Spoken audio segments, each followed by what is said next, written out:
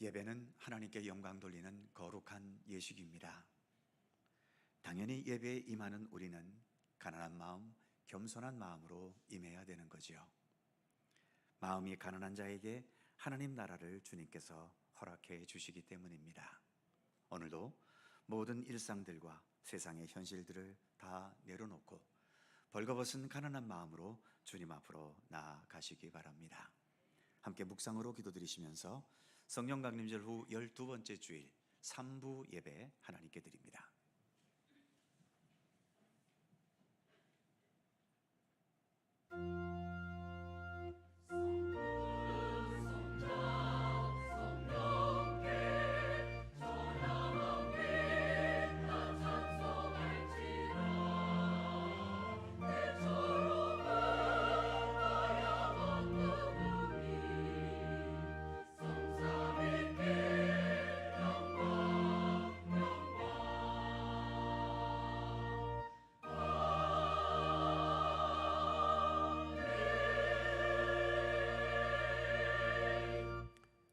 온 땅이여 여호와께 노래하며 그의 구원을 날마다 선포할지어다. 여호와는 위대하시니 극진히 찬양할 것이요 모든 신보다 경외할 것이며 만국의 모든 신은 헛것이니 여호와께서는 하늘을 지으셨도다. 아멘. 언제나 크신 사랑과 또 은혜로 택하신 주님의 자녀들을 실족하지 않도록 인도하시는 우리 하나님, 이 시간 존귀와 영광과 찬양을 주님께 올려드립니다. 연일 계속되는 무더위에 우리는 힘겹게 지내지만 뜨거운 태양빛으로 곡식들이 여물고 과일들이 익어감을 봅니다. 의인에게나 악인에게나 햇빛과 비를 골고루 내리시는 사랑의 하나님, 비록 여전히 올바르지 못하고 온전하지 못한 믿음을 지닌 부족한 저희들이지만 이 시간 주님의 진리의 빛과 은혜의 단비를 충만히 내려 주옵소서. 하늘의 평안과 위로와 주님의 안식과 기쁨을 우리에게 허락하여 주옵소서. 주님 안에서 더 강건하고 주님 안에서 더 올바르고 주님 안에서 더 진실한 하나님의 백성으로 날마다 자라가며 그로 인한 아름다운 믿음의 열매를 맺어가는 주님의 백성들 되게 하여 주옵소서. 이 예배 가운데 주님 친히 임재하시기를 원하오며 성부와 성자와 성령 삼위일체이신 우리 하나님께 영광과 찬양을 돌리옵고 주 예수 그리스도의 거룩하신 이름으로 기원하옵나이다. 아멘.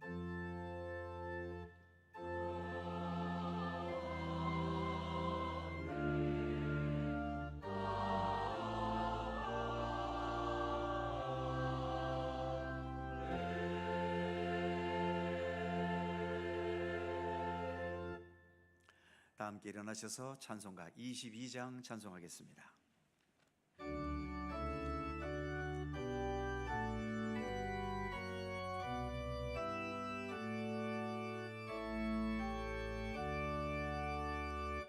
만유의 주 앞에 감사를 드리고 다 경배하면서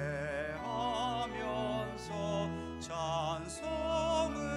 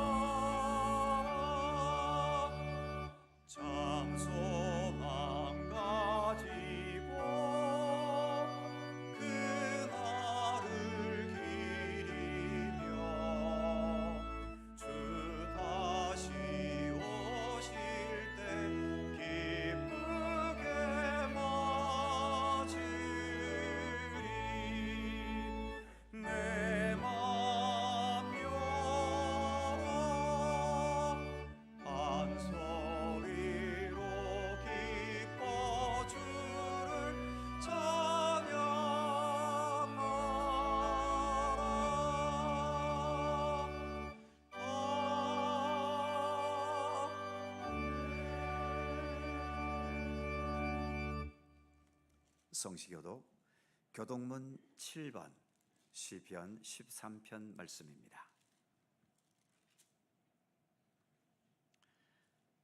우리 하나님 말씀을 함께 교독합니다. 여호와여, 어느 때까지니까 나를 영원히 잊으시나이까?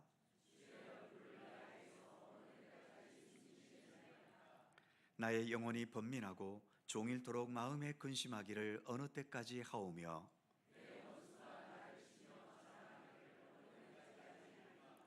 여호와 내 하나님이여, 나를 생각하사 응답하시고 나의 눈을 밝히소서.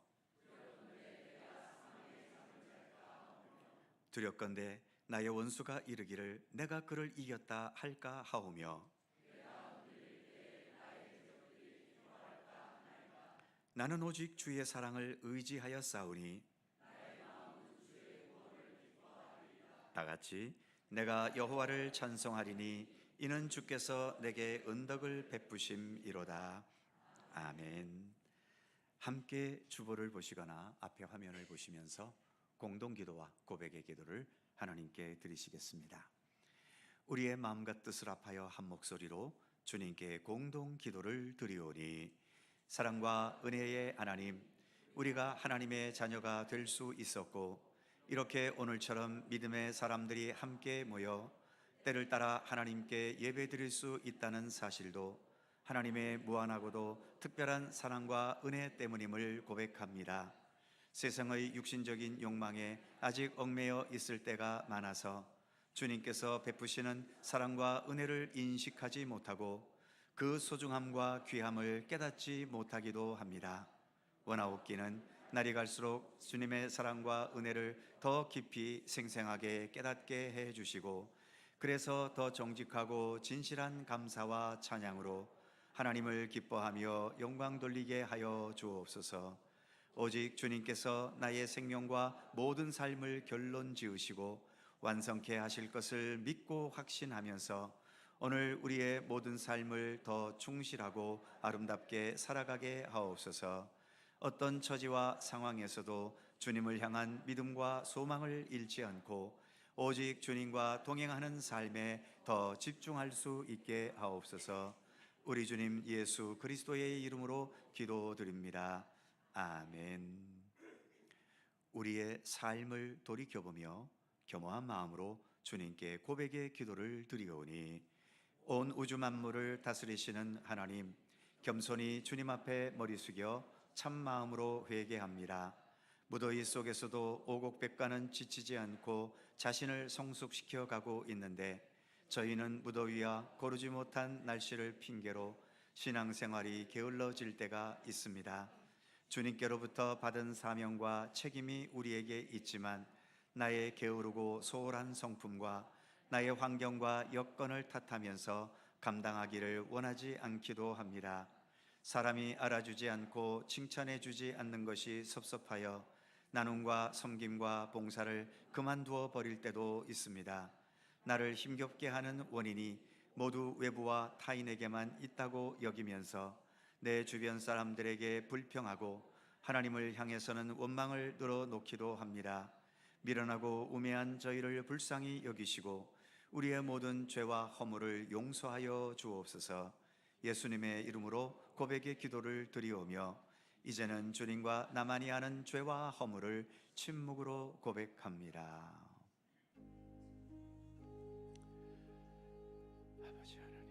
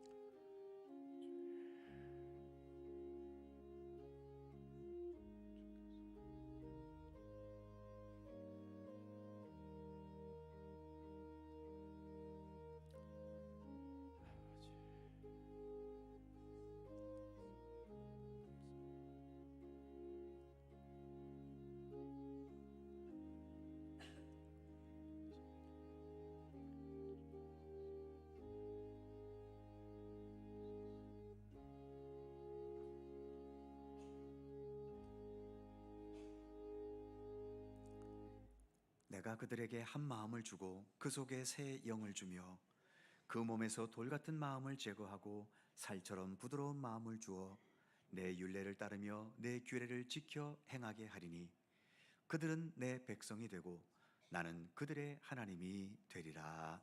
아멘. 우리들의 신앙을 사도신경으로 고백하오니 나는 전능하신 아버지 하나님 천지의 창조주를 믿습니다. 나는 그의 유일하신 아들 우리 주 예수 그리스도를 믿습니다.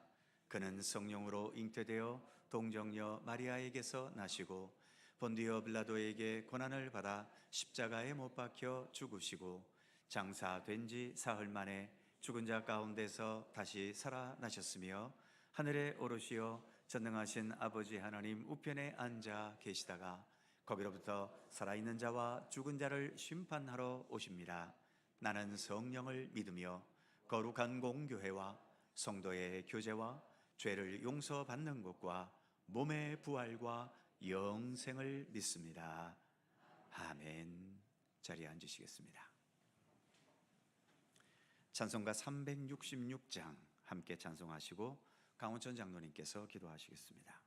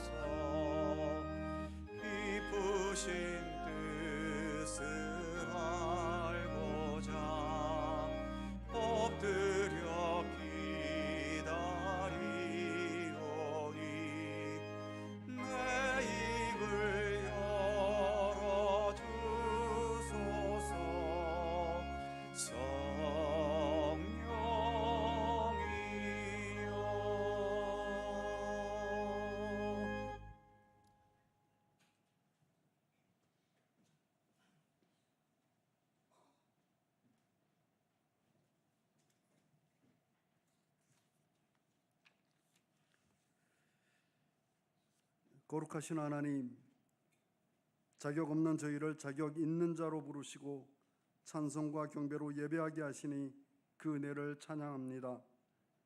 진심을 다해 영과 진리로 예배드립니다. 저희의 예배를 기뻐 받으시고 영광 거두시며 저희로 하나님의 영광을 나타내기 위한 도구로 쓰임받는 일꾼으로 준비되는 은혜의 시간이 되게 하여 주시옵소서.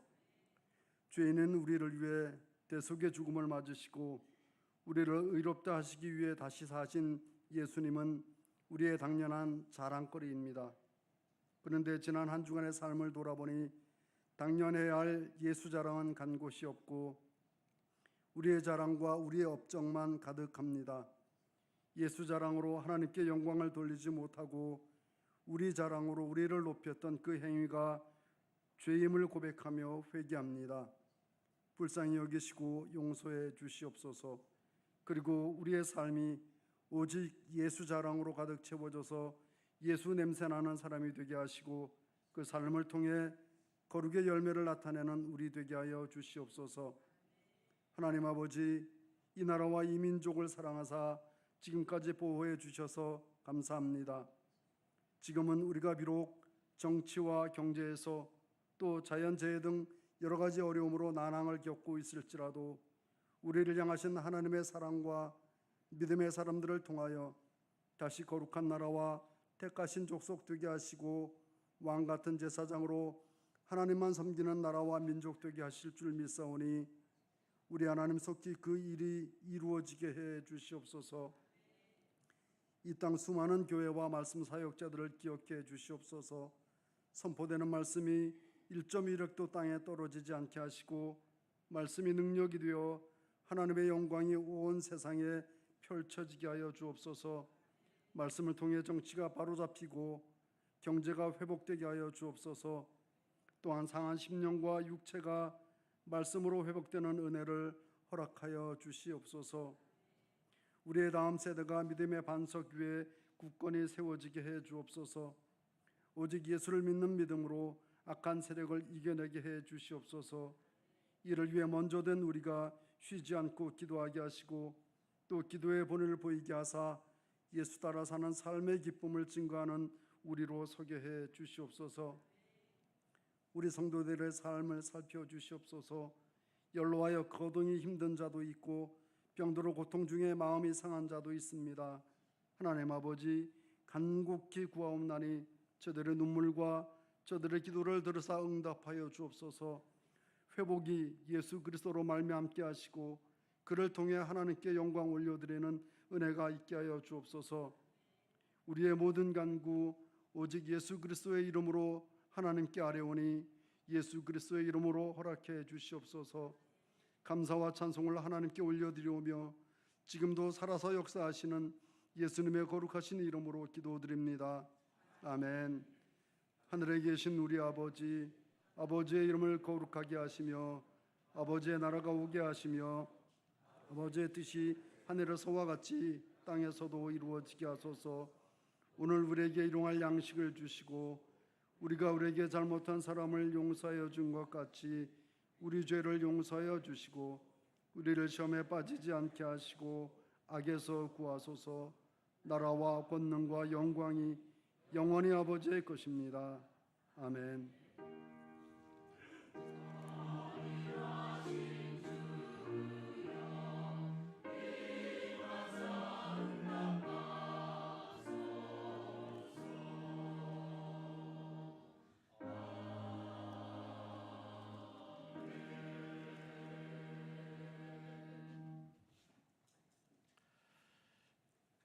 오늘 우리에게 주시는 하나님의 말씀은 신약성경 누가복음 14장 7절입니다.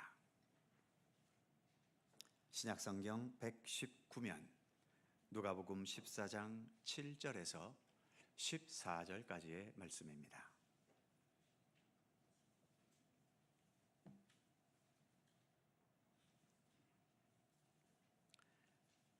누가복음 14장 7절에서 14절까지의 말씀, 오늘 주신 하나님의 말씀을 저와 여러분이 한 절씩 교독해 가겠습니다.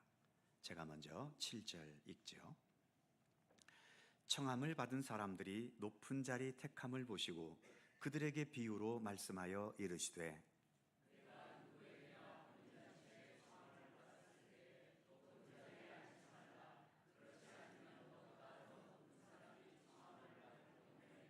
너와 그를 청한 자가 와서 너더러 이 사람에게 자리를 내주라 하리니 그때에 네가 부끄러워 끝자리로 가게 되리라.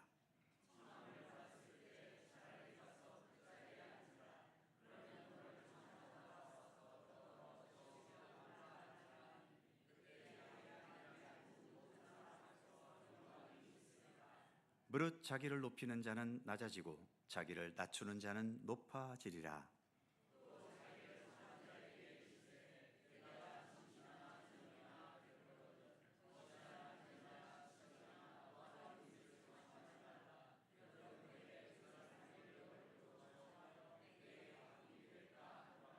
잔치를 베풀거든 차라리 가난한 자들과 몸 불편한 자들과 저는 자들과 맹인들을 청하라.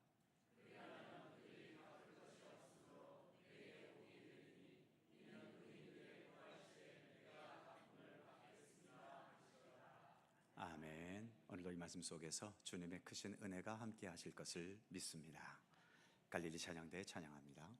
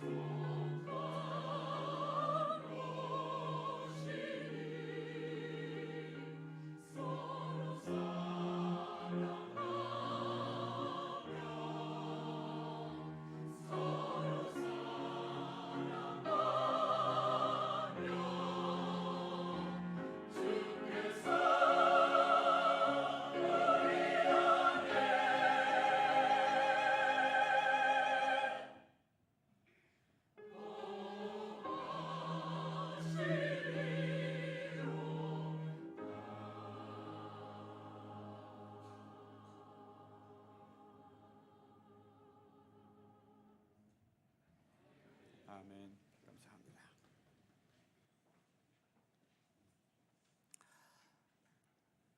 두 남녀가 서로 만남을 가질 때 결혼을 전제로 만나는 것과 단순히 친구가 될 것을 전제로 만나는 것은 같은 만남이어도 그 만남의 내용은 상당히 다릅니다. 같은 운동을 해도 프로 선수가 되려는 사람과 취미나 건강을 전제로 운동하는 사람은 같은 운동을 해도 그 운동의 강도나 운동에 임하는 태도가 같을 수가 없지요. 그것은 우리가 지금 가고 있는 예수를 믿는 믿음도 마찬가지입니다. 무엇을 전제로 믿느냐에 따라서 그 믿음의 내용과 자세는 많이 다르지요. 정말 예수님을 진정으로 배우고 따르고 예수님과 동행하며 순종할 것을 전제로 믿는 것과 예수님 덕택에 복을 많이 받아서 풍요롭고 행복하게 세상 살 것을 전제로 믿는 믿음과 그 믿음의 내용과 자세가 어찌 같을 수 있겠습니까? 그렇다면 기독교 신앙을 바르게 가기 위해서 먼저 우리가 가져야 될 전제 조건이 있다면 그것은 무엇일까요? 예수님께서 가르쳐 주신 모든 여러 말씀들을 종합해 보면 크게 세 가지로 압축될 수 있다고 봅니다. 첫 번째는 인간은 언젠가 반드시 죽는다는 사실과 그 불완전한 죽음을 뛰어넘는 영원하고 완전한 생명의 세계인 하나님의 나라가 있다라는 사실을 전제로 해야 되는 거죠. 그래서 우리는 그 하나님의 나라를 향해 가고 있는 과정 중에 있다는 것을 전제로 해야 하는 겁니다. 우리가 믿고 따르는 예수님의 복음의 핵심이 무엇입니까? 십자가의 죽으심과 그 죽음을 극복한 부활의 역사 아닙니까? 지금도 우리의 육신은 이렇게 멀쩡히 살아 있어도 한 걸음 한 걸음 죽음을 향해 가고 있습니다. 하지만 우리 안에 있는 이 생명은 예수 그리스도 부활과 그로 인해 주어진 영생을 향해 가고 있는 중인 거죠. 어쨌든 이 세상에서 우리가 산다라고 하는 것은 여기에서 어떤 결과가 있는 것이 아니라 우리는 하나님께서 우리에게 내려주실 최종적인 결과를 향해 나아가는 과정 중에 있을 뿐이라는 사실이지요. 그래서 이 세상에서 우리가 보고 느끼게 되는 여러 가지의 승부들, 그 모든 인생의 승부들은 다 중간 승부일 뿐입니다. 최종 승부는 주님 앞에서 결정나는 거죠. 중간 승부라고 하는 것은 참조는 할 수 있겠지만 집착할 건 아니라고 하는 거죠. 그런 승부에 집착하기보다는 이 과정 속에 정의로움과 진실함과 정직함과 그리고 우리는 예수를 믿는 사람들이니까 내 삶의 내용 속에 어떻게든 하나님의 뜻을 참되게 따르는 내용들을 담기게 하는 것, 여기에 우리는 좀 더 집중하며 살아가야 하는 겁니다. 두 번째 기독교 신앙의 전제 조건은 기독교 신앙은 본질을 추구하는 신앙이라고 하는 사실이지요. 세상 모든 것에는 본질이 있고 그 본질의 주변에 여러 비본질적인 것과 부수적인 것들이 있습니다. 본질은 비본질이나 부수적인 것이 없어도 그 존재 가치가 있고 의미를 드러낼 수 있습니다. 하지만 비본질적인 것과 부수적인 것들은 본질이 존재하지 않으면 있을 수도 없거니와 있다 하더라도 아무 의미나 쓸모나 소용이 없는 겁니다. 예를 들어 돈과 생명, 이 둘 중에 우리 인간에게 무엇이 본질이고 무엇이 부수적인 것일까요? 이렇게 질문하면 계속 헷갈리는 분들이 계십니다. 분명 우리 인간에게는 생명이 본질이지요.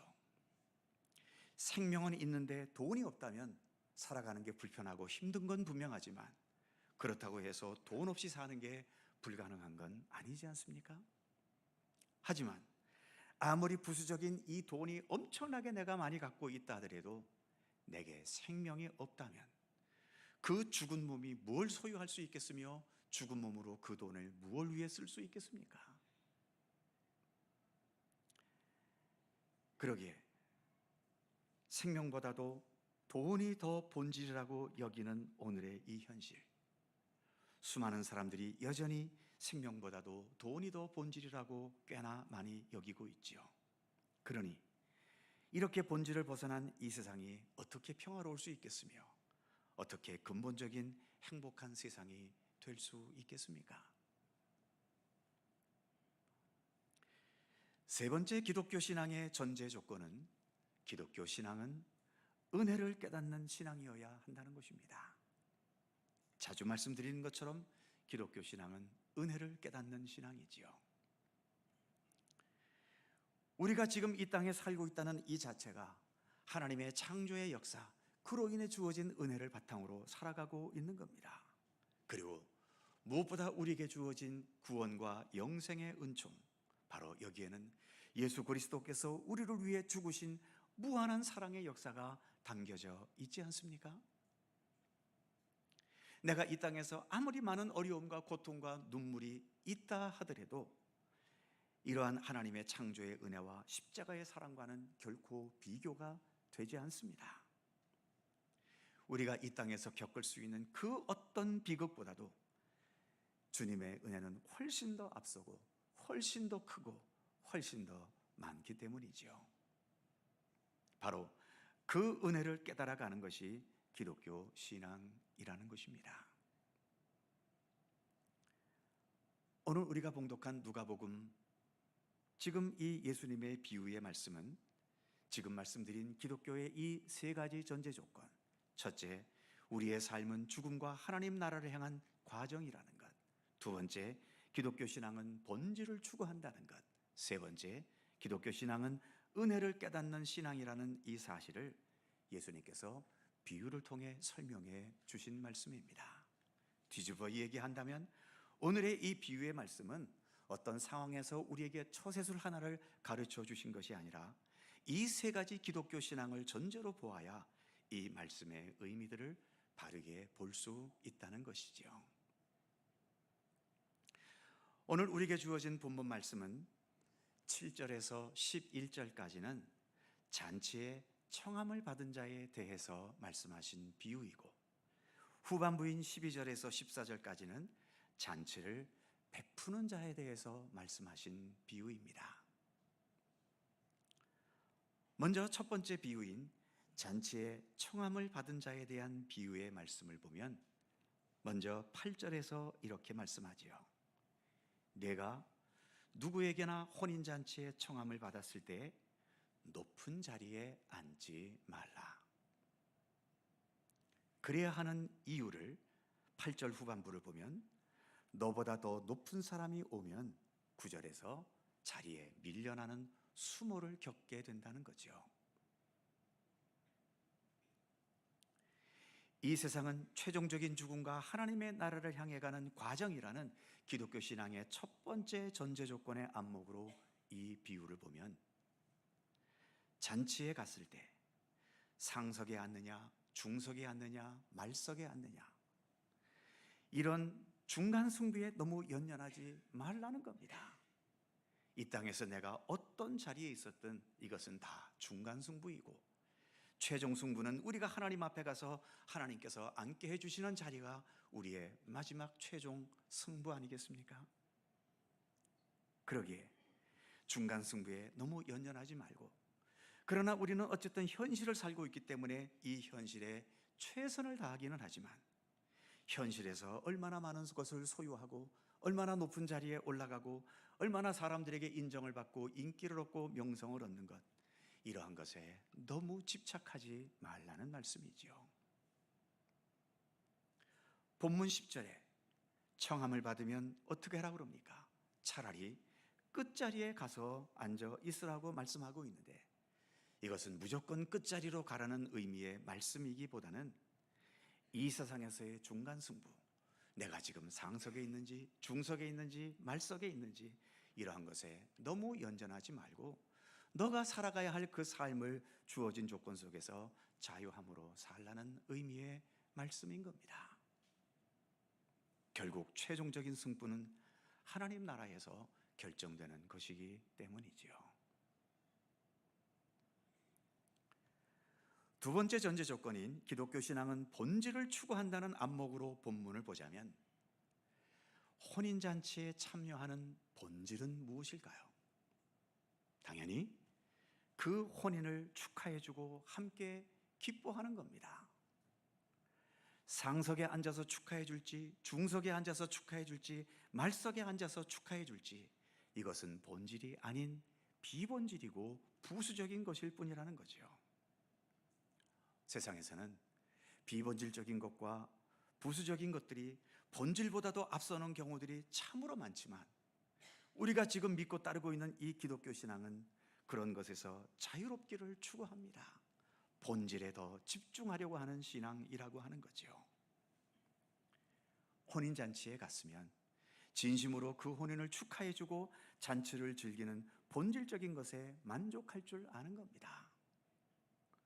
이렇게 본질을 다했을 때 부수적으로 내가 상석에까지 올라가는 이 부수적인 것까지 덤으로 따라와 준다면 훨씬 더 좋겠지만 따라오지 않았다 하더라도 섭섭할 것도 없고 문제될 것도 없이 자유롭다는 거죠.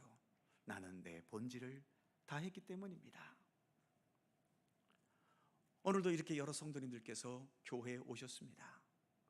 교회에 오신 본질은 무엇일까요? 그렇습니다. 하나님께 예배드리는 겁니다.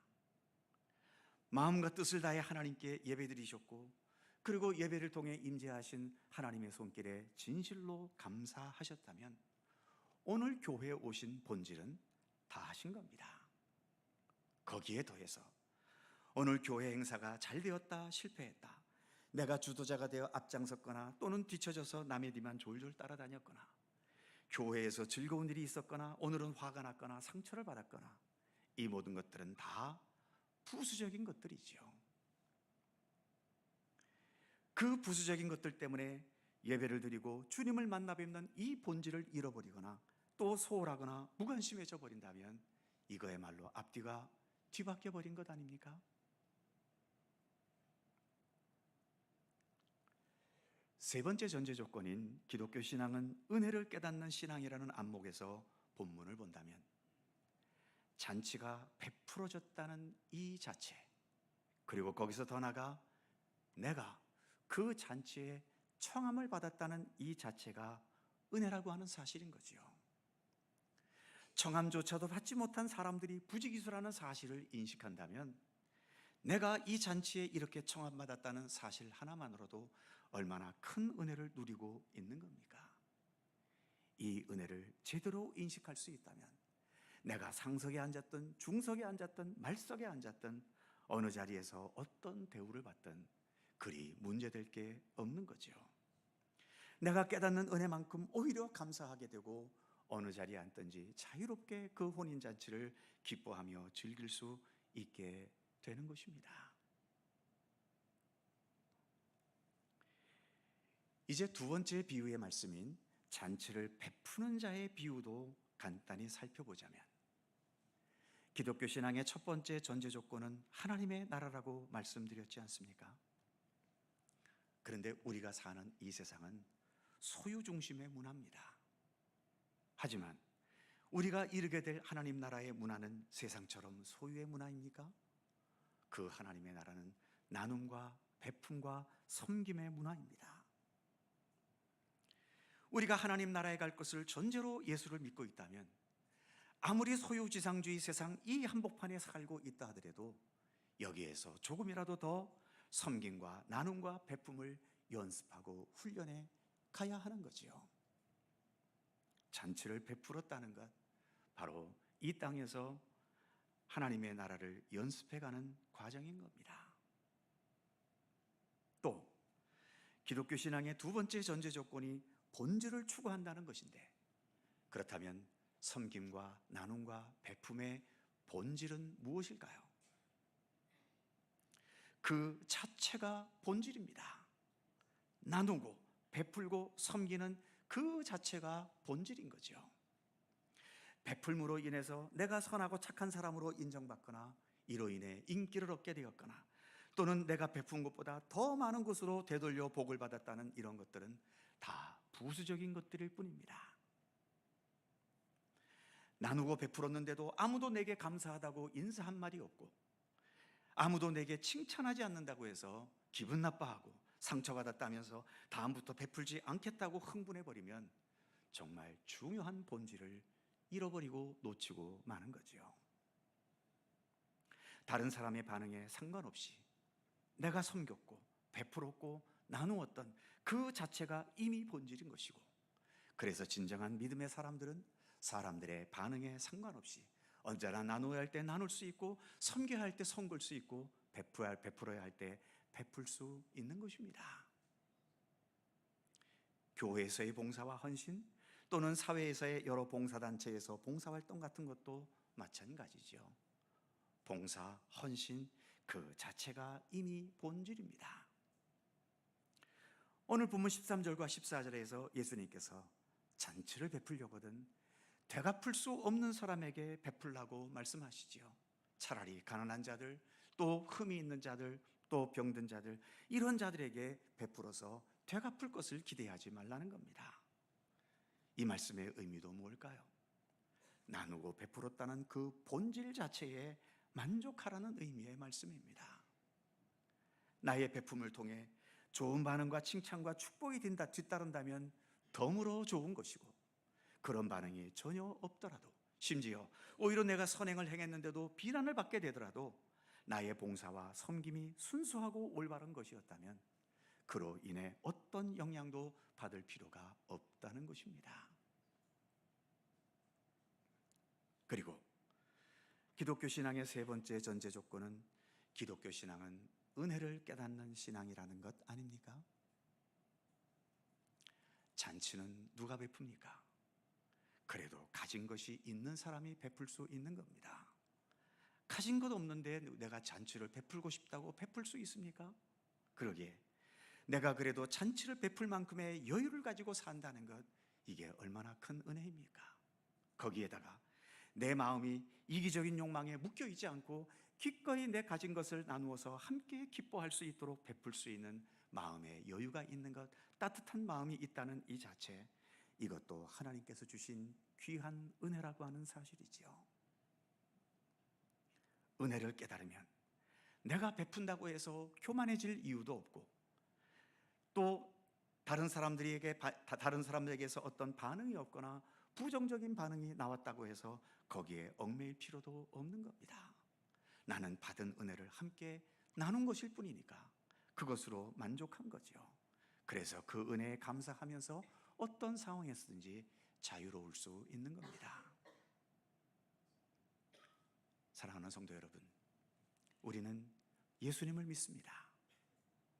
예수께서 이 세상에 사셨던 모든 삶, 바로 이 세 가지 전제 조건, 하나님 나라와 참된 본질을 추구하는 것과 무한한 하나님의 은혜를 전제로 살아가셨던 삶이 우리 예수님의 삶 아니었던가요?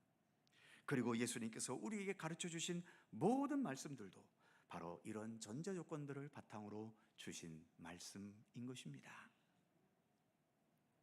이 전제 조건들을 우리가 바르게 인식하고 이 전제 조건을 바르게 품고 살아갈 수 있다면 그만큼 우리가 걷고 있는 이 믿음의 길도 더 진실하고 더 올바르게 걸어갈 수 있는 것이고, 이 복잡하고 험난한 세상이지만, 내 뜻대로 되어가는 것도 별로 없는 이 힘든 세상이지만, 그런 세상 속에서도 내 자신에게도 얽매이지 않고 외부적인 환경이나 다른 사람들의 반응에도 얽매임 없이 자유함으로 살아갈 수 있다는 것을 예수님은 오늘 본문을 통해 우리에게 말씀해 주신 것입니다.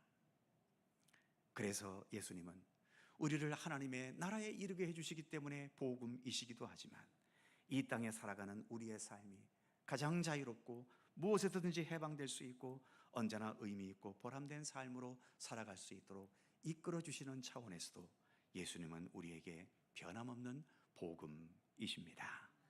기도하겠습니다. 사랑의 하나님, 우리가 많은 것에 얽매여 살아가는데 알고 보면 외부적인 얽매임보다는 나의 마음과 내면에서 헛된 욕심과 허영과 또 좁은 마음 때문에 얽매일 때가 더 많음을 고백합니다. 우리가 예수를 믿는 것이 단지 천국에 가는 것뿐만 아니라 이 세상을 살면서 나를 얽매이게 하는 모든 것에서 자유함을 얻게 하는 우리의 믿음이 될 수 있기를 원합니다. 믿음의 바른 전제 조건들을 옳게 깨달음으로 인해서 우리의 믿음이 더해갈수록 우리의 삶에도 자유함이 있게 하시고 그 자유함 속에서 더 진실하게 주님의 말씀과 뜻을 뒤따르게 하시며 그로 인해 큰 기쁨과 참된 행복과 풍성한 감사의 조건들을 더 발견하고 깨달아가는 아름다운 우리들의 삶이 되게 하여 주시옵소서. 감사드리며 사랑과 기쁨과 평화의 근원이신 예수 그리스도의 이름으로 기도드립니다. 아멘. 찬송 430장입니다.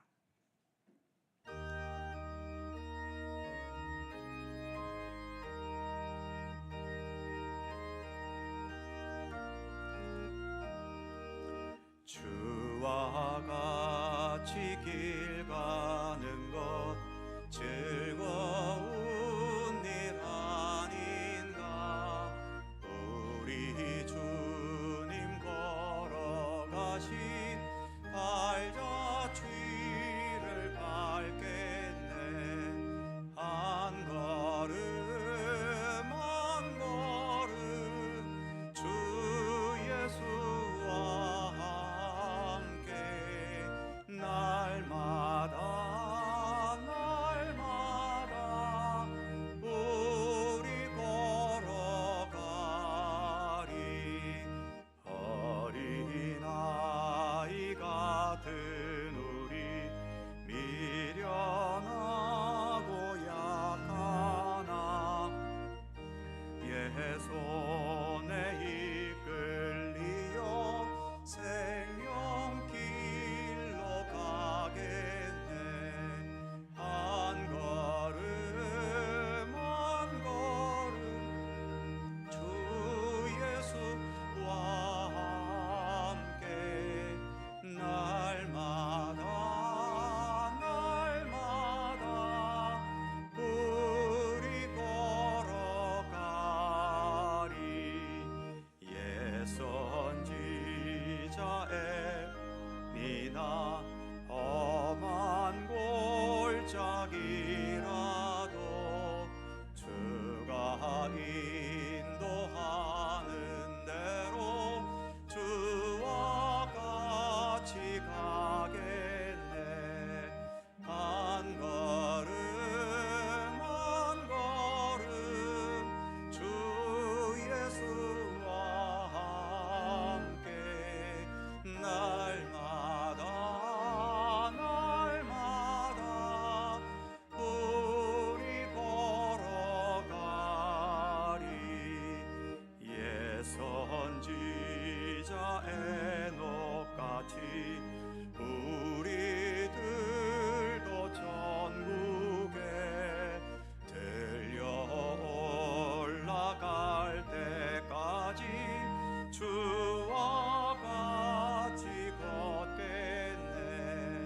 한 걸음 한 걸음 주 예수와 함께 날마다 날마다 우리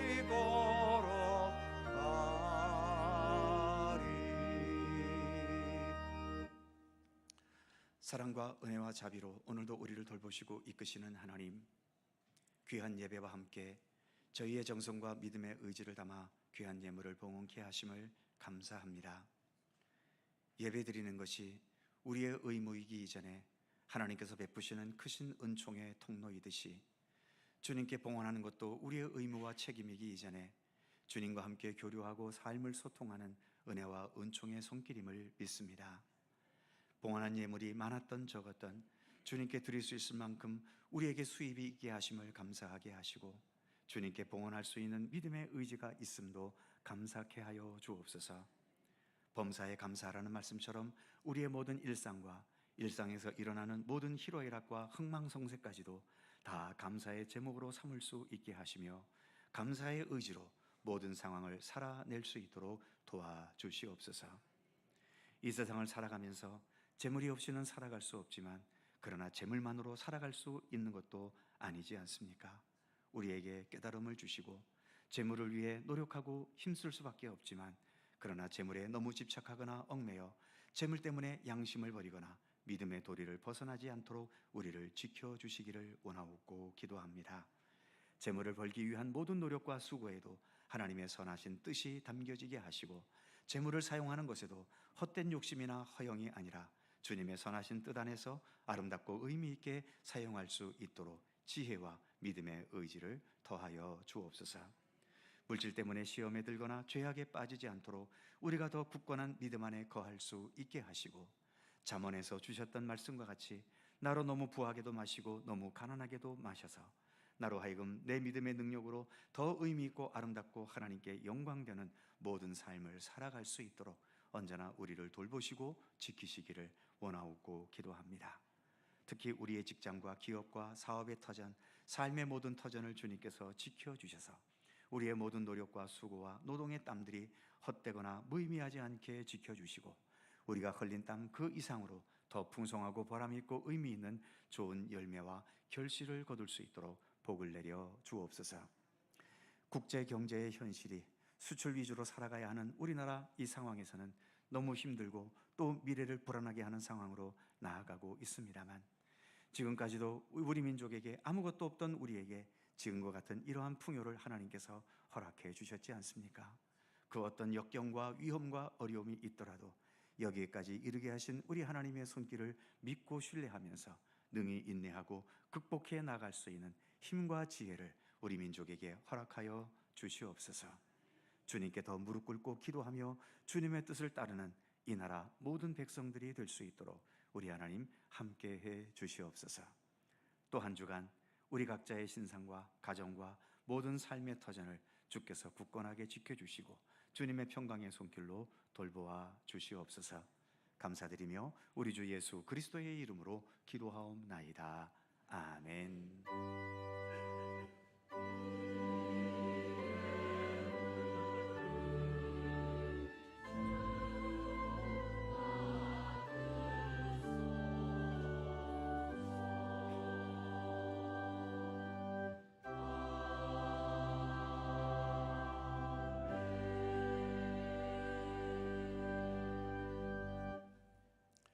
주님의 은총과 사랑과 평강이 모든 성도님들에게 함께 하시기를 축원합니다. 자, 서로 살펴보시면서 짧은 사랑의 인사 함께 나누시죠. 평안하시고 건강하시고 좋은 일들 많으시기 바랍니다. 고맙습니다. 교회 소식 몇 가지 전해드립니다. 오늘 오후 찬양 예배는 연합 구역 예배입니다. 각 구역에서 잘 준비해 주시고 좋은 예배를 또 함께 드려주시기 바랍니다. 한 달에 한 번씩까지는 9월 정기 금요기도회 오는 9월 5일 금요일 오후 8시입니다. 모든 성도님들 함께 하셔서 함께 기도하는데 마음을 모아주시기를 바랍니다. 세례 입교자 교육을 실시합니다. 대상 되시는 분들 박각성 목사님에게 신청하셔서 교육을 받아주시기 바랍니다. 우리 교회가 속한 속초 남시 차례 오는 9월 2일 화요일 오전 11시에 본교회당에서 있습니다. 중부지역 장로 선교대회가 오는 금요일에 충남 대천에서 있고요. 강 장로님이 참석하실 예정입니다. 강원 영동 CBS 통합운영위원회는 9월 4일 목요일 원주에서 있습니다. 제가 다녀올 예정으로 있습니다. 이번 주에는 풍성한 식탁이 제공이 됩니다. 우리 황철환 권사님 자녀분들이 우리 권사님의 팔순을 감사해서 오늘 귀한 식사를 제공해 주셨습니다. 오늘 본문도 혼인잔치의 본문인데 혼인잔치가 아닌 생일잔치이니까 함께 가셔서 같이 기뻐해 주시고 축하해 주시고 또 즐거움으로 식사에 임해 주시면 감사하겠습니다. 이번 주 교회 성단의 화분은 김봉인 권사님 가정에서 제공해 주셨습니다. 감사드립니다. 그의 모든 사항들은 교회 주보를 참조하시기 바랍니다. 이제 내일부터는 9월입니다. 물론 아직도 이렇게 늦더위가 우리를 힘들게 하지만 언젠가 물러나겠지요. 영원토록 덥지는 않을 것 아니겠습니까?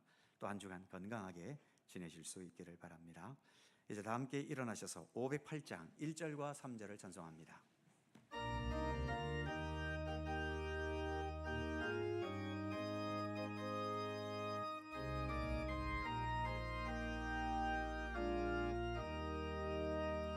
우리가 지금은 나그네 되어도 화려한 천국에 머지않아 가리니 이 세상 있을 때 주 예수 위하여 끝까지 힘써 일하세.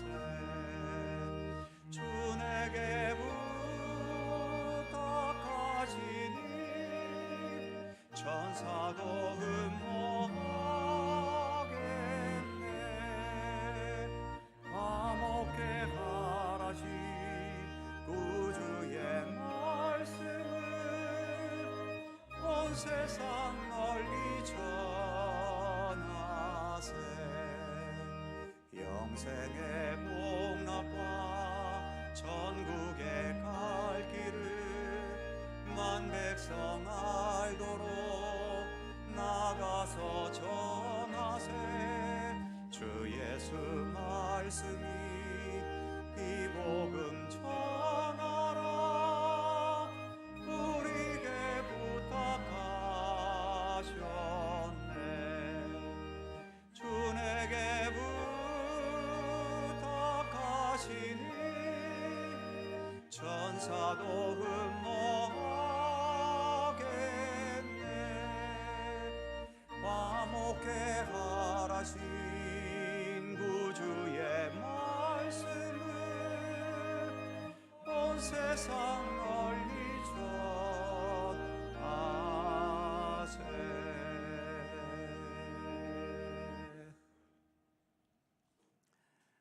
영원한 길이요 진리요 생명이신 우리 주 예수 그리스도의 은혜와 창조주이시며 모든 역사를 주관하시며 우리 각자의 모든 인생의 여정을 사랑과 은혜로 주관하시고 돌보시는 아버지 하나님의 넓고 크신 사랑하심과 성령님의 교통하심과 인도하심과 함께 하심이 왜곡되고 세속적이고 잘못된 전제 조건이 아닌 우리 예수님께서 말씀하신 기독교 신앙의 참된 전제 조건을 바르게 알고 이해하면서 그 조건에 맞게 더 올바르고 진실하고 참된 믿음의 길을 성실히 걸어감으로 하나님 나라의 백성으로서 살아가고 이 땅에 우리를 얽매이는 그 모든 것에서 자유로울 수 있고 믿음의 선한 영향력을 어느 곳에서나 나타내며 살아가기를 소원하고 다짐하는 모든 주의 사랑하는 백성들 머리 위에 언제나 함께 하시기를 간절히 축원하옵나이다. 아멘.